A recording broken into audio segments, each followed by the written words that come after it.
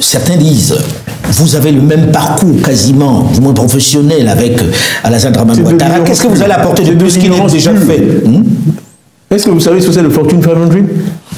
Non, vous allez nous l'expliquer. Les 500 premières sociétés du monde, par chiffre d'affaires. On n'entre pas dans ce club-là facilement. J'ai été 11 ans patron de Fortune 500. Bonjour, aujourd'hui on se penche sur les déclarations de Tidjane Thiam.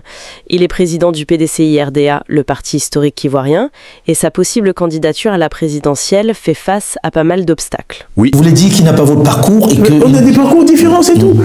C'est un fonctionnaire international au FMI. Moi, je gérais des boîtes qui avaient 1300 milliards de dollars de total de bilan.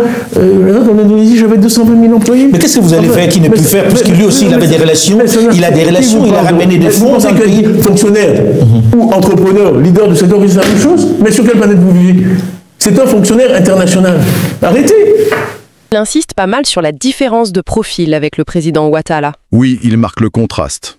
Lui, c'est le dirigeant de très grandes entreprises internationales, Fortune 500, le secteur privé pur et dur.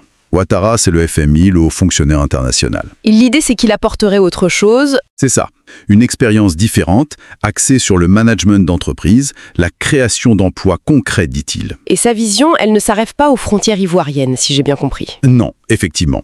Il insiste beaucoup sur le dialogue nécessaire avec les voisins, y compris les pays de l'AES, l'Alliance des États du Sahel. Pas question de faire une forteresse Côte d'Ivoire.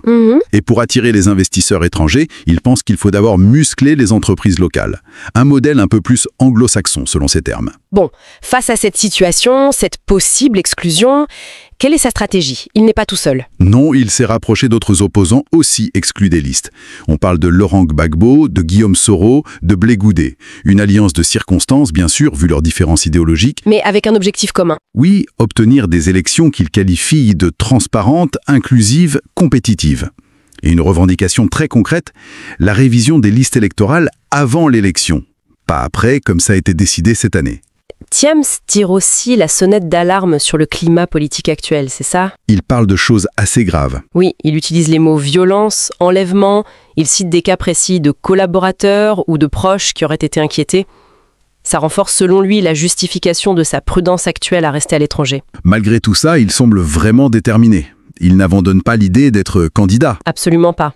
Il met en avant sa base populaire, les 132 000 parrainages qu'il revendique, et surtout, il ferme la porte à double tour à toute idée de plan B au sein du PDCI. Ah oui, l'hypothèse Jean-Louis Billon. Voilà. Thiam est très clair là-dessus. Le parti est uni derrière lui, et il critique assez vertement ceux qui évoquent une alternative. Pas question d'un plan B, dit-il. Donc pour résumer rapidement, Thiam se voit comme la cible d'une manœuvre politique basée sur une loi désuète. Il réfute l'idée d'un accord non respecté avec Ouattara. Il met en avant son expérience internationale, sa popularité, mais s'inquiète beaucoup du climat politique. Et il maintient sa candidature. C'est exactement ça. Et au fond, toute cette affaire pose une question qui dépasse son cas personnel. Quand les règles même de la compétition électorale, que ce soit une loi sur la nationalité, la gestion des listes, deviennent le terrain principal de l'affrontement politique, comment être sûr que le résultat final reflète vraiment le choix des citoyens, et pas juste l'issue d'une bataille juridique et de procédure? C'est une vraie question pour la démocratie, un peu partout d'ailleurs.